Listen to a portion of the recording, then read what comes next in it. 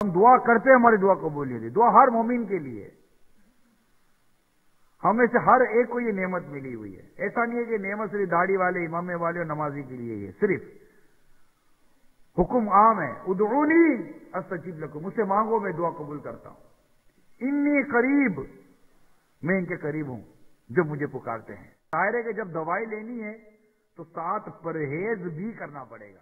تو دعا قبول ہوگی, لیکن اس کی قبولیت کے لیے جو اسباب بیان کیے گئے ہیں, قبولیت کی جو شرائط بیان کی گئی ہیں, جب شرط ہی پوری نہیں ہوگی تو دعا کیسے قبول ہوگی؟ آپ پریشان ہو, دکھی آدمی ہو اور اب اپنے ہاتھ بلند کر کے یا رب یا رب یا رب یا رب پکارتا چلا جائے, مگر اس کی دعا قبول نہیں ہو رہی. کیوں؟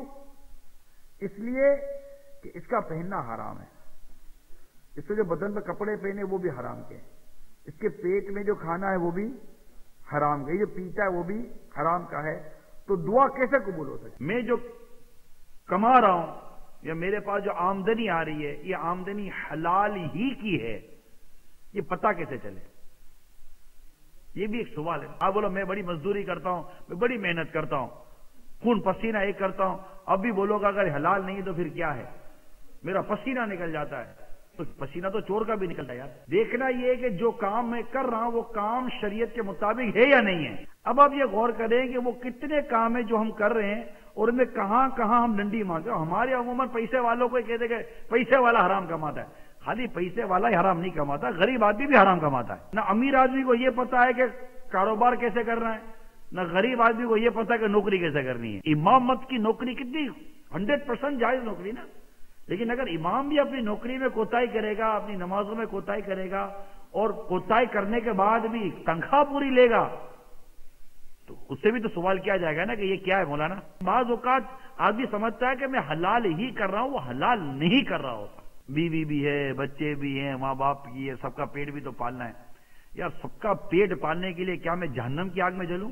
ہمارے پہ مصیبت یہ ہے کہ جو فراڈ کرتا ہے, تھوڑا سا چالاکی کر کے دھوکہ دے دیتا ہے, نقلی چیز کر لیتا ہے, ویسا کام کرتا ہے تو ارے واہ یار تیرا تو یار کیا دماغ ہے. اس کا دماغ نہیں ہے, یہ دماغ شیطان والا دماغ ہے, یہ جہنم کی طرف دوڑے چلے جا رہا ہے. تم اس کی حوصلہ افزائی کیوں کر رہے ہو؟ آپ بولو میں پانی میں غوطہ لگا رہا ہوں, آپ دعا کرو کہ میرے بال گیلے نہ ہو. میں ایسی کیسی دعا کروں کہ پانی میں غوطہ لگاؤ کہ بال بھی گیلے نہ ہو؟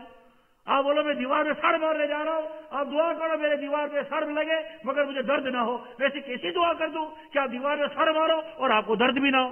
تو دعا قبول ہونے کے لیے سب سے پہلے ہم اپنے رزق کو, اپنے غذا کو, اپنے پینے کو, اپنے لباس کو حرام سے بچا کر اس کو پاک صاف طیب کریں. ہم اللہ کی نافرمانی سے پہلے توبہ کریں, یا اللہ مجھے معاف کر دے.